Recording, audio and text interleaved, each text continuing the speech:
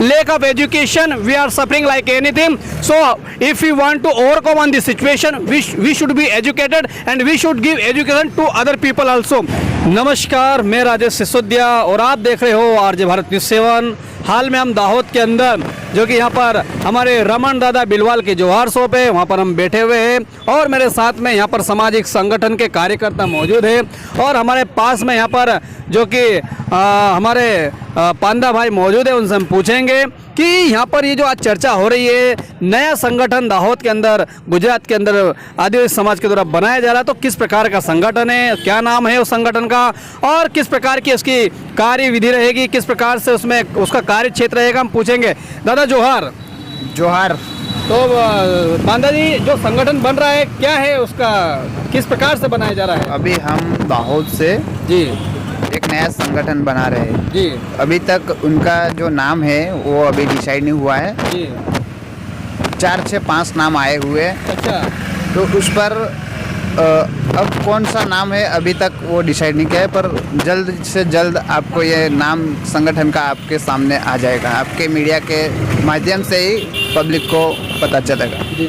अच्छा, तो ये जो संगठन बनाया जा रहा है, इस संगठन में किस प्रकार की रणनीति, क्या ये संगठन समाज के हित के लिए काम करेगा या कोई राजकारणी पक्ष के अंदर संगठन का समावेश होने वाला है?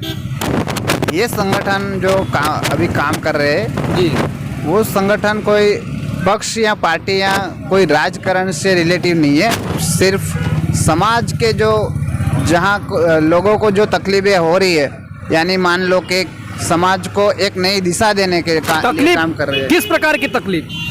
जैसे कि बताइए। जैसे कि मानो कि समाज में किसी को ये जो लोग व्यवसाय कर रहे हैं उसमें कहीं ना कहीं नई दिशा मिल रही है उसको, फिर उसके लिए काम करेंगे, स्टूडेंटों के लिए काम करेंगे, फिर अन्य ये बेरोजगार की जो समस्या हो रही है, यहाँ पे ज़्यादातर ये ट्राइबल बेल्ट है, उसमें ये बेरोजगार की समस्या बहुत है, यहाँ से ये लोग माइग्रेट होते हैं और अन्य जिले में जाते हैं, तो उस टाइम यहाँ की जो समाज की स्थिति है वो ज़्यादा बिगड़े ना और अच्छी तरह से उनको सुधार कर पाए, इस दिशा में हम काम करेंगे यहाँ पे।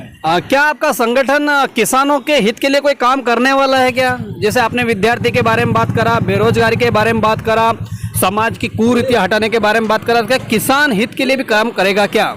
जी, ये हमारा जो ट्राइबल बेल्ट है उसमें ज़्यादातर मकई और चने की जो खेती होती है यहाँ पे, उसमें बागायती खेती से कुछ हो नहीं, यहाँ का जो प्रदेश है ये बागायती खेती से थोड़ा अलग है जी।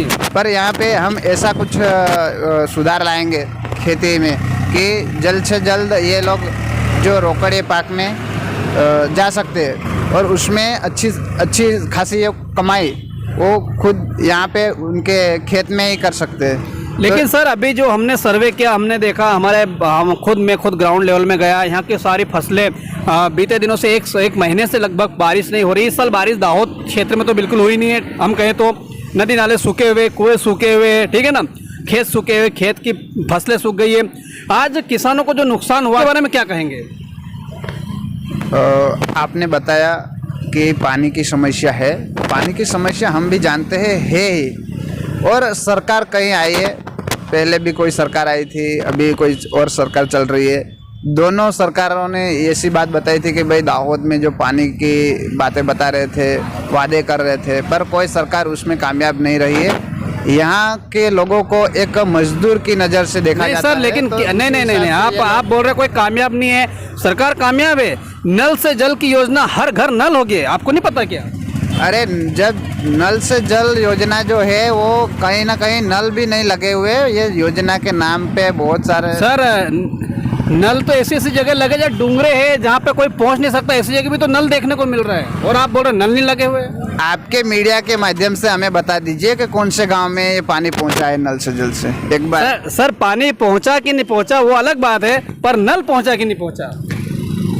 कई जगह पे तो नल ही नहीं पहुंचा है, पानी की तो बात ही नहीं है, नल ही नहीं लगा हुआ है, आप जाके देख लीजिए एक बार।